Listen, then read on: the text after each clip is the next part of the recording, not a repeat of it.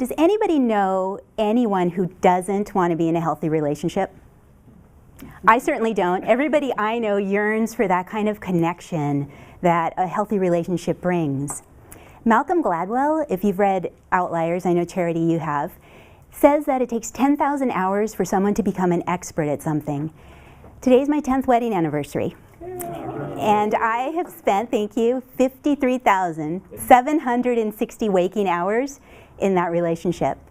And it's been an extraordinary relationship with my husband, Ken. We've grown so much and had our challenges, but through all of that, I have really felt that I have not only grown, but that I'm a much more loving person than I began. I would like to share with you 5 secrets for a healthy relationship that have really helped me keep our relationship strong. The first ingredient in that recipe for a healthy relationship is vision. Vision. Mutual vision is important. If you don't have a mutual vision, you may end up finding yourself eventually down the line at a different destination than your partner. And of course, all of us are different people. We all have, in a sense, our unique way of being in life. Opposites do attract. But it's really important to have sometimes a mutual vision. For example, you may be somebody who wants to have children and your partner doesn't.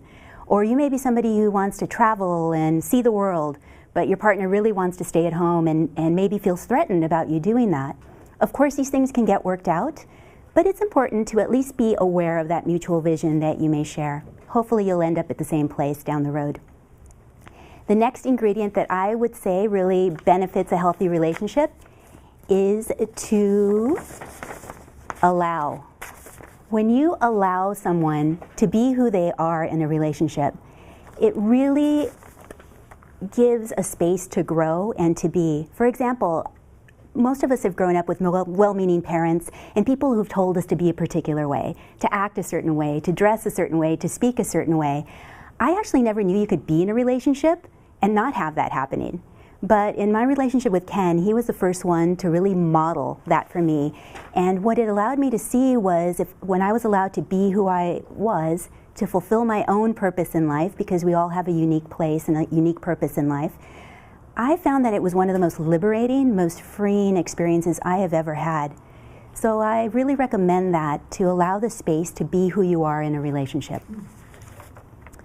I would also recommend that you not only love the one you're with, remember Crosby, Stills, and Nash, but that you like the one that you're with.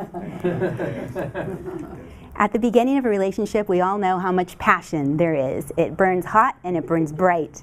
But once that passion kind of clears a bit and you start to look through those rose-colored glasses a little more clearly, what I hope that you see is a friend and a confidant, a comrade, somebody who you really like.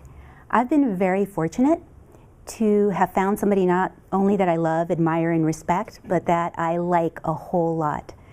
I think that in a relationship, when we like someone, it's very important, but in a marriage, it's paramount to have a friend. Own. Don't feel that you need to own somebody else. Own yourself. Occupy yourself. We all carry our emotional baggage. And in a relationship, it's very unfair to come into the relationship and expect our partner to carry our baggage as well as theirs. When you really become clear of what's yours and your partner becomes clear of what's theirs and you take responsibility for that, it provides a lot of space, a lot of clarity, a lot more room to grow and to breathe.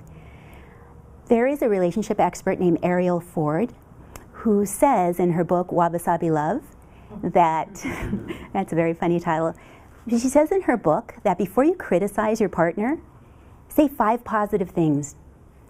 Before you get to that critical state, say the 5 positive things, and then when you get to the criticism, say it gently. What I have found, and this has been very new for me, is that in saying the 5 things, it gives you a lot of time to let off steam. And by that time, your partner's so happy that you've said so many nice things, the criticism doesn't seem to sting as much. So that is the owning aspect of, and that's my 4th ingredient. My 5th ingredient is raucous, rib-splitting laughter. I think laughter is definitely the best medicine in life. It helps you to get through life in such a pleasurable way, and especially a relationship. I want to share a story. When I began my relationship with Ken, we were walking home one day from a restaurant, And we were laughing so hard at something that somebody said. I don't remember who said it, but we had to sit down on the sidewalk because really it was hurting. And then we went home, and the next morning we woke up, and what do I notice but that Ken has a black eye? And I thought, and we kept trying to think, well, nothing weird happened last night, but what we decided was that we had laughed so hard that Ken had popped a blood vessel under his eye. And you're probably thinking, that's not very healthy, but, and it wasn't for Ken's eye, but the truth is that laughter has got us through so much. It has helped in those moments when there's tension, there's stress, there's buttons that are being pushed. Laughter is truly the best medicine.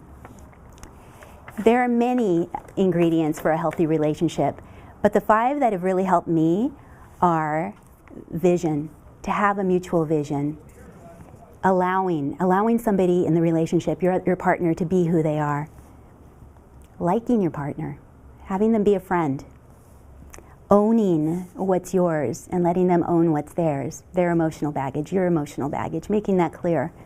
And finally, R, raucous, rib-splitting laughter, valor. It takes courage to be in a relationship. It takes courage to make the commitment and to show up and be who you are.